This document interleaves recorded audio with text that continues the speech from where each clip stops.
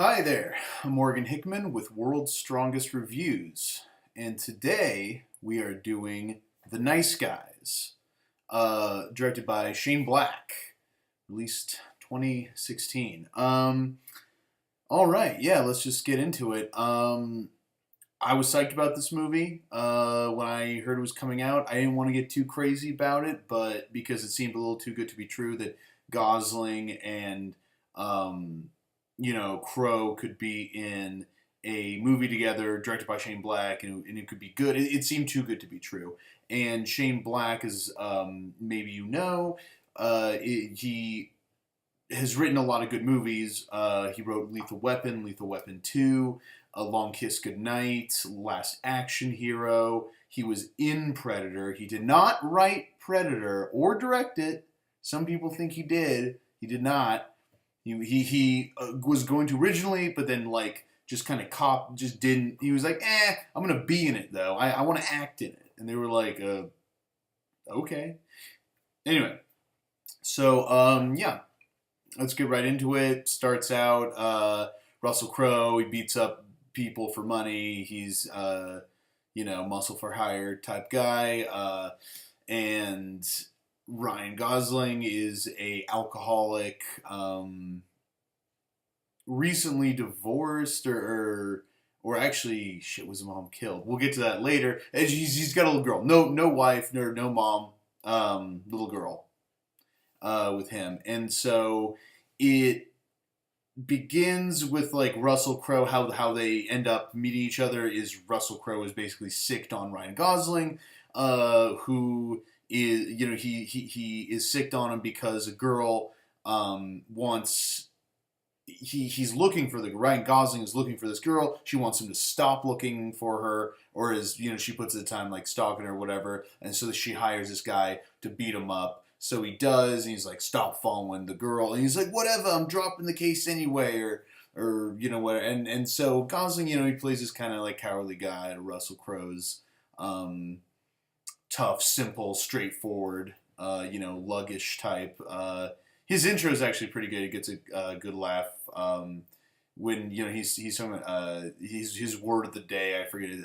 It's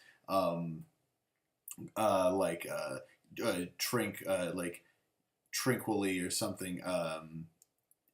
Tranquility. And then he says in his head, he listened with tranquility as his wife broke up with him, and he's using it in his head. And then it cuts to his wife, and she's like, "I'm fucking your brother," and he spits out some. So it's pretty funny.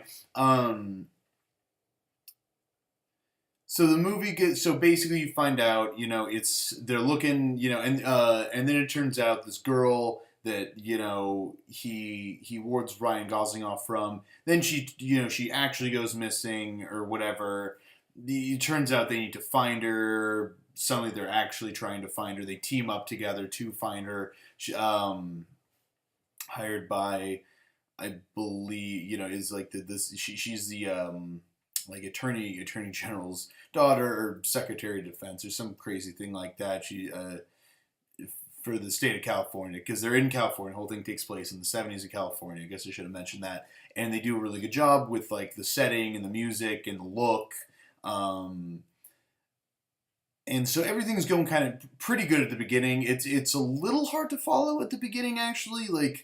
Even for me, yeah, I was a little tiny bit lost. I mean, you know that it's gonna shake out and simplify, but it's a little hard. And then the bad guys at first, it's this creepy guy with big teeth and Keith David, who doesn't love Keith David.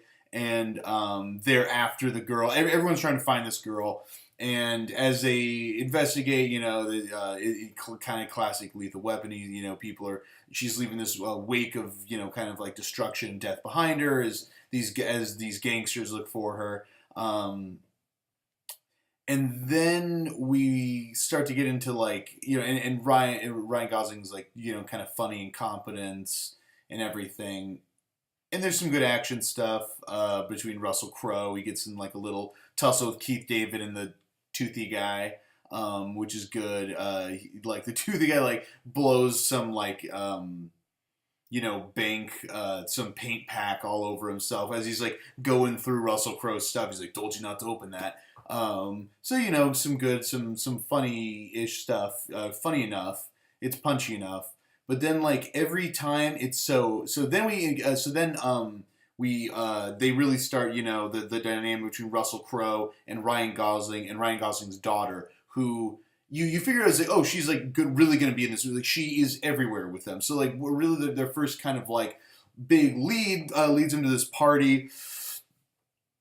Nice place in Beverly Hills, 70, like Playboy girls everywhere and jacuzzis and uninhibited sex, and they bring the girl with her. The little girl, like Ryan Gosling's daughter, comes with him for no apparent reason, and like it's he's it's like, oh, he's like, stay away from all that stuff. He's like, well, why'd you bring her?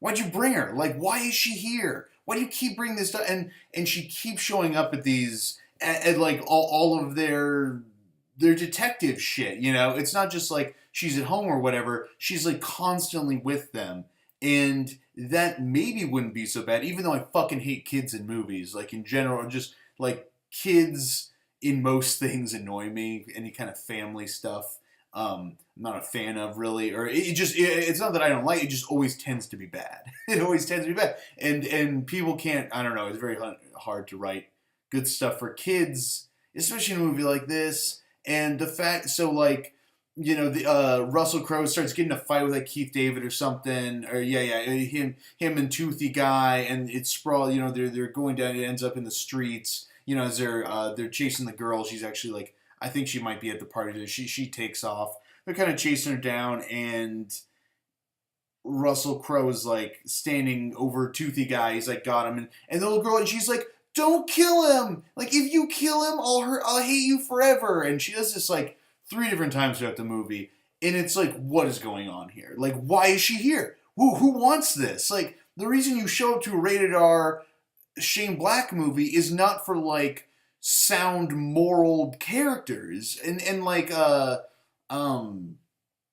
reluctance to violence. Like, no, I want over the top, not like as it's going there. Suddenly, for like a child to enter and then tell everyone to cool off and like use their heart and I don't, yeah. So that just like, that's the big wet blanket of the movie, is this fucking girl, this fucking little girl that Shane Black just sticks in the goddamn movie, just shoehorns in there for I don't know what reason. I don't know, like, again, I don't know what audience he thinks this movie's playing to, but it's just, yeah, so not good.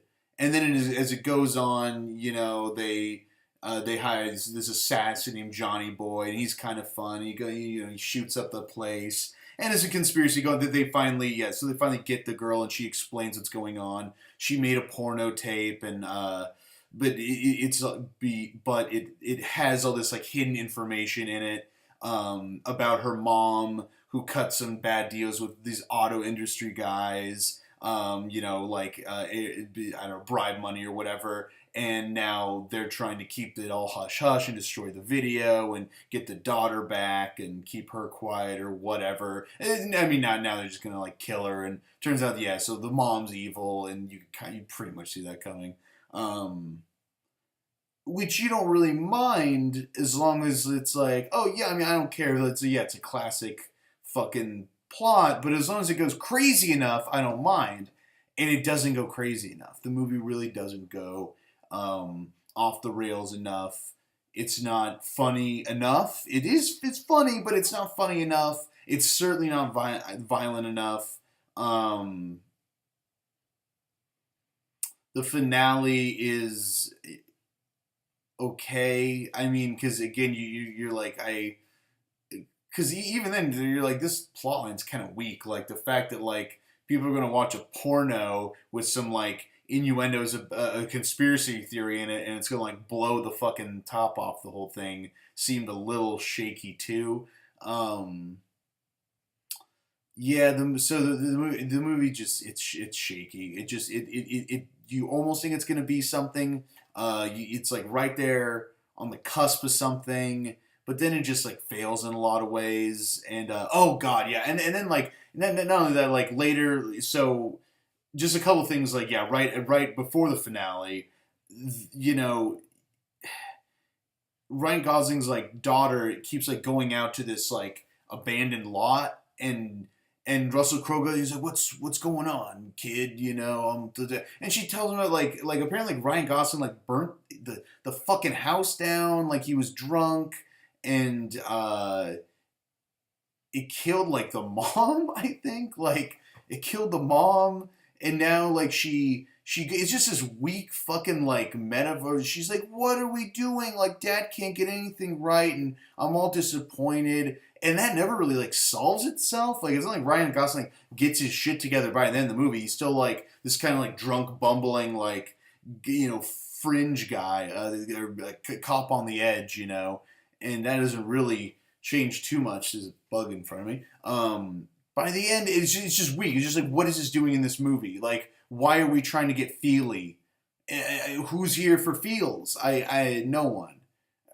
Maybe someone, but I don't know who. Again, it's a shame, rated R, Shane Black movie. Billed as like a buddy cop, a new buddy cop movie, which like everyone wants, and it just really kind of shat the bed on being what it was billed for and what you hoped it would be, and that fucking little girl. Because also the second thing about the climax, like Russell Crowe's got the fucking assassin dude that I mentioned, the Johnny Boy guy, who's to kill people, and he threw like the daughter's friend through a fucking window, which is pretty funny actually, and Russell Crowe's got him, and the little girl runs out onto the fucking. You're like, no, don't shoot him. Again, the same thing. Like, I'll hate you forever. I'll never forgive you.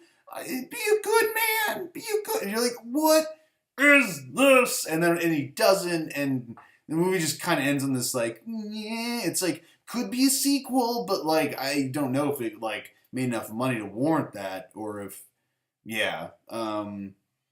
So pretty disappointing. Not horrible, but it's just like it could have. It had certain good parts, but then it just never turned anything good. So I'm giving this one a C plus. C plus for the nice guys. Thanks for watching. Follow me on Twitter. That's Morgan Hickman 64. And yeah, until next time, take it easy.